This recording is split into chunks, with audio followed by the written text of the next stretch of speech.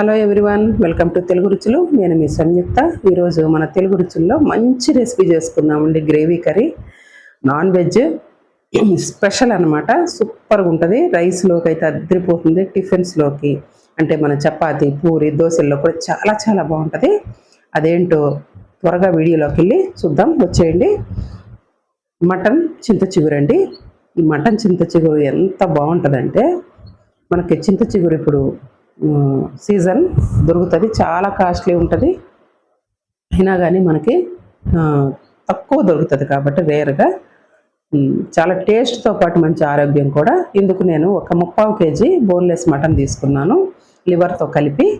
దీంట్లో ఉప్పు, కొంచెం ఉప్పు, కొంచెం పసుపు, 1 స్పూన్ కారం, 1 స్పూన్ ఆయిల్ వేసి మనం బాగా కలిపి పెట్టుకోవాలండి. ముందుగా మటన్ నిమ్మకాయ వేసి నీసు వాసన లేకుండా ఒక 4-5 సార్లు కడుక్కున్న తర్వాత నీళ్ళన్నీ ఉంచేసుకొని ఇవన్నీ మనం చెప్పుకున్న ఇంగ్రీడియంట్స్ అన్నీ వేసుకోవాలి.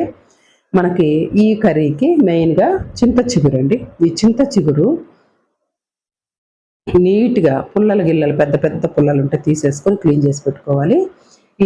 ఇట్లా నాన్ వెజ్ కర్రీస్కి మట్టి కుండలు బాగుంటాయండి. అందుకే నేను మట్టి పాత్రలో చేస్తున్నాను. నేను తగినంత పల్లి ఆయిల్ అయితే తీసుకున్నాను. కొంచెం ఆయిల్ కూడా ఎక్కువ పడుతుందండి, నాన్ వెజ్ కాబట్టి. ఉప్పు, కారం, ఆయిల్ ఇవన్నీ కూడా కొంచెం ఎక్కువ పడతాయి. ఇందులో నేను డైరెక్ట్గానే స్పైసెస్ కలుపుతున్నాను. లవంగా ఒక 3 లవంగాలు, 3 యాలకులు, ఒక చెక్క ముక్క వేసేసాను. కొంచెం వేగాక పచ్చిమిర్చి, మనకు కావలసిన కారం ప్రకారం చీలికలు చేసి పచ్చిమిర్చి చీలికలు వేసాను. ఇందులో ఉల్లిపాయలు ఒక 2 ఉల్లిపాయలు అయితే నేను కట్ చేసి పెట్టుకున్నాను. ఇవి పొడవుగా కట్ చేసుకుంటే ఈ కూరకు బాగుంటాయి అన్నమాట. అలాగే తాలింపులో కరివేపాకు అండి. కరివేపాకు కూడా ఫ్రెష్గా ఉండాలి. ఎక్కువ ఉంటే కరివేపాకు చాలా బాగుంటుంది.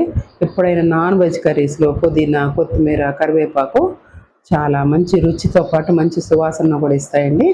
ఇప్పుడు ఈ కరివేపాకు వేసుకొని ఉల్లిపాయలు కొంచెం ట్రాన్స్పరెంట్ అయ్యేంత వరకు మనం వేయించుకుందాము. ఇందులో కొంచెం పసుపు, ఉల్లిపాయలు వేగడానికి కొంచెం ఉప్పు.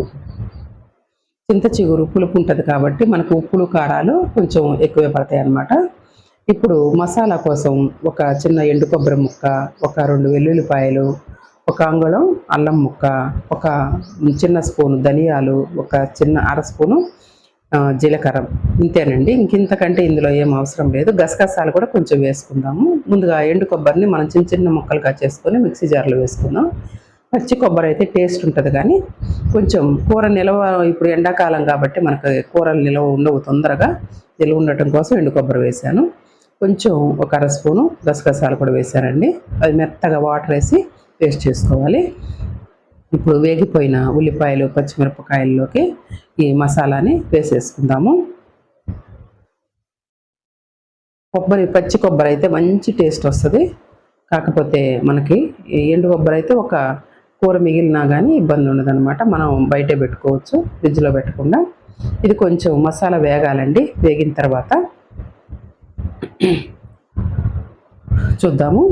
ఇది మట్టి కుండ కాబట్టి కొంచెం అడుగు పడుతూ ఉంటుంది. అడుగు పట్టకుండా మనం కలుపుకుంటూ ఉండాలి. అట్లా మూత పెట్టి వదిలేసేయకూడదు. ఇప్పుడు నేను ఒక 2 టమాటాలని కట్ చేసుకున్నాను. ఈ 2 టమాటాలు మీడియం సైజ్ టమాటాలు. అంటే మనం తీసుకున్న మటన్కి మనం 3/4 kg మటన్ తీసుకున్నాం కాబట్టి 1/2 kg బోన్లెస్ మటన్, ఒక 1/4 kg లివర్ తీసుకున్నాను. ఒక 2 మీడియం సైజ్ టమాటాలు పడతాయి. మనం చింత చిగురు వేసాం కదా అని టమాటాలు పక్కన పెట్టకూడదండి. చింత చిగురులో పులుపు అంత ఎక్కువ ఉండదన్నమాట. మనం ఇంత కూర చేసుకునేటప్పుడు ఆ పులుపు సరిపోదు. పులుపు తక్కువ తినేవాళ్ళు అయితే టమాటా వేసుకోకండి. పులుపు మంచిగా తినేవాళ్ళం అయితే టమాటా వేసుకోవచ్చు. ఇప్పుడు చింత చిగురిని కొంచెం బాగా కడుక్కుందాము. టమాటా వేసిన తర్వాత కొంచెం ఉప్పు కూడా వేసానండి. టమాటా మగ్గడానికి ఉప్పు వేయాల్సి వస్తుంది మనకి. ఉల్లిపాయల్లో మటన్ ఉడకపెట్టేటప్పుడు ఇలా టమాటా వేసినప్పుడు తొందరగా ఉడకటానికి కొంచెం లైట్గా వేసుకోవాలి. ఇప్పుడు చింత చిగురిని ఒక 3-4 సార్లు అయితే కడగాలండి. పుల్లలన్నీ తీసేసుకొని, ఎండిపోయిన ఆకులు, పండిపోయిన ఆకులు ఉంటే తీసేసి మంచిగా, చిన్న చిన్న పుల్లలు ఉన్నా కూడా ఏం కాదు, కానీ పెద్ద పెద్ద పుల్లలు అయితే ఉండవు. చింత చిగురు కాబట్టి అంత పెద్ద పుల్లలు ఏం మనకు రావు. చిన్న చిన్న పుల్లలు ఉన్నా కానీ ఉడికిపోతాయి, ఏం ప్రాబ్లం లేదు. ఇప్పుడు మనం కడిగి పెట్టుకున్న, ఉప్పు నీళ్ళలో కడిగి పెట్టుకున్న చింత చిగురిని అట్లా చేతితో నలిపి వేయాలి. పెద్దవాళ్ళు అంటారు ఈ చింత చిగురు ఉడకదు, దీన్ని కడగకూడదు, నలిపేసి వేసేసుకోవాలని. ఇట్లాంటివేమి ఇప్పుడు పాటించొద్దండి దయచేసి. మనం గోంగూర కూడా చాలామంది కడగరండి. ఇప్పుడు మనకి పులుపు పోతుంది, రుచి పోతుంది అంటారు. పోయినా పర్వాలేదు, అందులో ఎందులో అయినా సరే ఆకన్నాక మనం కడుక్కోవాలి. ఆకే కాదు, కూరగాయలు కూడా శుభ్రంగా కడుక్కొనే చేసుకోవాలి. చింత చిగురు ఉడకదు అనే ప్రాబ్లం ఏం లేదు, చక్కగా ఉడికిపోతుంది. ఇప్పుడు చింత చిగురు కలిపి మూత పెట్టేసుకున్నాము. కొంచెం మగ్గాలి చింత చిగురు. ఇప్పుడు మనం పక్కన 7 విజిల్స్ అయితే నేను మటన్ రానిచ్చానండి. ఒక్క చుక్క కూడా నేను నీళ్లు పోయలేదు, మీరు చూస్తూనే ఉన్నారు. కానీ మనకి మటన్లో, చికెన్లో ఇట్లా కుక్కర్లో పెట్టినప్పుడు కంపల్సరీ వాటర్ అయితే వస్తాయి. ఒక గ్లాసుకు సరిపడా నీళ్ళు అయితే వచ్చాయన్నమాట మటన్లో. ఇప్పుడు ఈ మటను, ఈ చింత చిగురు మొత్తం కలిపి కొంచెం సేపు ఒక 8 మినిట్స్ అయితే మనం మూత పెట్టి ఉడికించేసుకుందాము. ఈ మసాలా నీళ్ళు కూడా మనకు కావలసినంత గ్రేవీ కోసం వాటర్ వేసేసుకుందాం. వాటర్ వేయాలండి, ఎందుకంటే మనకి చింత చిగురు ఉడకాలి, మటన్ మొత్తం కూడా ఉడకాలి కాబట్టి మనకి గ్రేవీ కూడా కావాలి కాబట్టి కొంచెం వాటర్ అయితే వేసుకుందాము. మరి గట్టిగా చేసుకున్నామంటే చింత చిగురు కొంచెం దగ్గరగా అయితే అంత బాగుండదు అనమాట. ఈ కూర దగ్గరగా అవుతుంది దించిన తర్వాత, కానీ కొంచెం గ్రేవీగా ఉంటే చాలా బాగుంటుంది అనమాట. మనకు కావలసినన్ని మనకి మనుషులను బట్టి వాటర్ వేసేసుకుందాము. ఇప్పుడు తగినంత కారం వేసుకుందామండి. నేను వేసిన కారం చాలా స్పైసీగా ఉంది, అందుకే నేను కొంచెం వేసాను. తగినంత కారం వేసుకుందాము. ఇప్పుడు మనం మూత పెట్టి వదిలేద్దాము. ఒక 8 మినిట్స్ అంటే వదిలేయమని అర్థం కాదండి, మనం మధ్యలో కలుపుకోవాలి. ఎందుకంటే ఇది కలపలేదనుకోండి మట్టి కుండ కాబట్టి అడుగు పట్టేస్తుంది. అందుకోసం మూత పెట్టి అప్పుడప్పుడు కలుపుకుంటూ ఒక 8 నిమిషాలు ఉడికించుకున్న తర్వాత కొంచెం కొత్తిమీర, మనం ముందుగానే మటన్ ఉడికించేసుకున్నాము, చింత చిగురు ఉడికిపోతుంది, ఇంకా ఎక్కువ సమయం తీసుకోవాల్సిన అవసరం లేదు. కొత్తిమీర వేసిన తర్వాత ఆయిల్ పైకి తేలేంత వరకు మనం కూరను ఉడికించుకొని ఇంకా ఆఫ్ చేసుకోవటం స్టవ్. మనకి మటన్ ముందుగానే ఉడికింది, మళ్ళీ చింత చిగురుతో కలిపి ఉడికింది. ఇంకా చింత చిగురు సన్న పుల్లలు ఉన్నా కానీ ఇట్లా కనపడుతుంటుందండి, ఏం కాదు, మంచి రుచిగా ఉంటుంది. మీరు కూడా ఒకసారి ట్రై చేయండి, ఇలాగా చాలా సూపర్గా ఉంటుందండి. తెలుగు రుచుల్లో వీడియోస్ వస్తున్నాయండి, వారానికి 2. తప్పకుండా వాచ్ చేయండి. ఇష్టమైతే లైక్ చేయండి, షేర్ చేయండి, సబ్స్క్రైబ్ చేసుకోండి.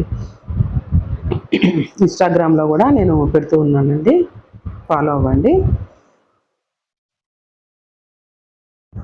ఇప్పుడు ఒకసారి చూసేసి ఇదిగోండి శుభ్రంగా ఉడికిపోయింది. మంచిగా మనకు ఆయిల్, మనం వేసిన ఆయిల్ ఏదైతే ఉందో ఒక 4-5 స్పూన్ల ఆయిల్ వేసాను, అది పైకి తేలింది. ఇక మనకి స్టవ్ ఆఫ్ చేసుకొని సర్వింగ్ బౌల్లోకి తీసేసుకుందాము. ఇప్పుడు ఇదండి స్టవ్ ఆఫ్ చేసిన తర్వాత 5 నిమిషాల వరకు కూడా, 3 నిమిషాల నుంచి 5 నిమిషాల వరకు కూడా ఇలా ఉడుకుతూనే ఉంటుంది. మట్టి కుండలో ఉన్న స్పెషాలిటీ ఇదేనండి. మంచి కమ్మదనం, మంచి రుచి, చక్కగా ఉడికిపోతుంది, తొందరగా వంట అయిపోతుందండి మనకి, బాగుంటుంది. కాకపోతే ఒక్కోసారి చిట్లుతాయండి.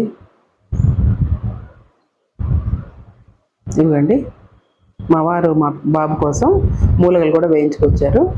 తనకి అలవాటు చేద్దామని మూలగలు కూడా మేము కొంచెం చిన్నగా నాన్ వెజ్ అలవాటు చేద్దామని చేస్తున్నాం అనమాట. మేమైతే నాన్ వెజ్ మసాలాలు ఇవన్నీ తక్కువేనండి, మేము ఎక్కువ వెజిటేబుల్సే తింటాము. మసాలాలు అయితే అస్సలు వాడము, నాన్ వెజ్లో తప్పక వేయాల్సిందే తప్ప. ఇప్పుడు అన్నం పెట్టుకొని అందులో ఉల్లిపాయలు, ఇప్పుడు ఈ కూరలో మీకు ఇంకా రుచి రావాలంటే 1 స్పూన్ నెయ్యి వేసుకోండి, తినండి, సూపర్గా ఉంటుంది. నాన్ వెజ్లో ఎప్పుడైనా నెయ్యి చాలా బాగుంటుంది. తప్పకుండా మీరు చేసుకోండి. ఇంకొక మంచి రెసిపీతో, వీడియోతో మేము ముందుంటానండి. బాయ్ అండి.